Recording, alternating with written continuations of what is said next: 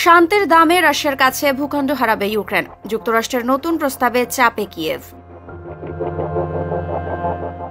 ভূখণ্ড হারিয়ে কি শান্তি কেনা যায়? একটা যুদ্ধ থামাতে যদি অর্ধেক সেনাবাহিনী ছাঁটাই করতে হয়, তবুও সেটাই কি শান্তির পথ?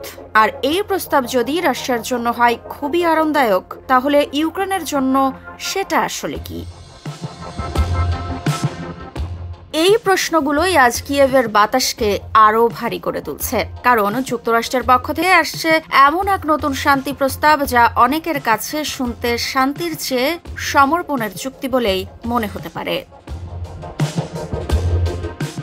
ওয়াশিংটনের নতুন এই প্রস্তাব অনুযায়ী ইউক্রেনকে ছাড়তে হবে নিজ ভূখণ্ডের একটি বড় অংশ, বিশেষ করে দনবাসের অবশিষ্ট অঞ্চলগুলো, যেগুলোর কিছু এখনও কিয়েভের নিয়ন্ত্রণে রয়েছে। এছাড়া ইউক্রেনীয় সেনাবাহিনীর আকার অর্ধেকে নামিয়ে আনা আর কিছু নির্দিষ্ট শ্রেণীর অস্ত্র পুরোপুরি ত্যাগ করা, এসবও অন্তর্ভুক্ত আছে তথাকথিত এই শান্তির নকশায়।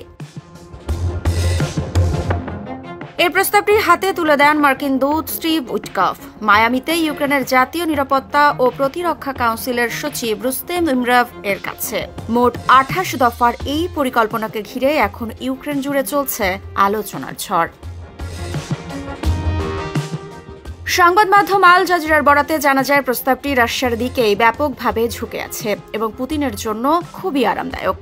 ইউক্রেনীয় কর্মকর্তারা স্পষ্ট করে বলেছেন, এটা প্রায় রাশিয়ার শর্তের অনুবাদ। তাদের ভাষায় বড় ধরনের সংশোধন ছাড়া এই পরিকল্পনা কিয়েভের জন্য অগ্রহণযোগ্য। অন্যদিকে প্রেসিডেন্ট ভলোদিমির জেলেনস্কি এখনও আশাবাদী যে আমেরিকার নেতৃত্ব কার্যকর থাকলে প্রায় 4 বছর ধরে চলা এই যুদ্ধেরও অবসান সম্ভব।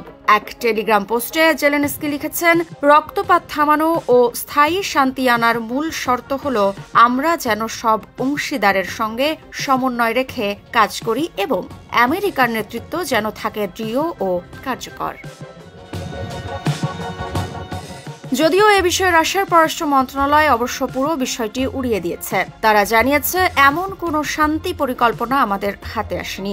রাষ্ট্রীয় সংবাদ মাধ্যম তাসকে দেওয়া সাক্ষাৎকারে মুখপাত্র মারিয়া জাকারোভা বলেন, আমরা অনেক প্রকাশনা দেখছি, কিন্তু বাস্তব আলোচনার ভিত্তি হল সরকারি চ্যানেল, সংবাদ গল্প নয়। তবু অন্ধকারের ভেতরেও আছে একটুখানি আলো। তুরস্ক ও সংযুক্ত আরব আমিরাতের মধ্যস্থতায় আবারও বন্দি বিনিময়ের আলোচনা শুরু হয়েছে। আঙ্কারায় প্রেসিডেন্ট এরদোয়ান ও জেলেনস্কির বৈঠকে তুরস্ক আহ্বান জানিয়েছে উভয় পক্ষ যেন আবার ইস্তাম্বুল প্রক্রিয়ায় ফিরে আসে। বাছাইকৃত কাঁচামাল ও স্বয়ংক্রিয় ইউরোপিয়ান মেশিনে তৈরি হয় all time honeycomb, all time healthy life. কিন্তু মাঠের বাস্তবতা ভয়াবহ। রাশিয়ার নতুন ড্রোন ও ক্ষেপণাস্ত্র হামলায় 19 নভেম্বর রাতেই নিহত অন্তত 26 জন, আহত আরও বহু মানুষ।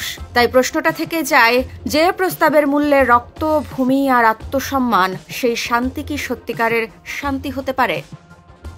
মৃত্তিকা সিনহা বিশ্বাস, নিউজ 24।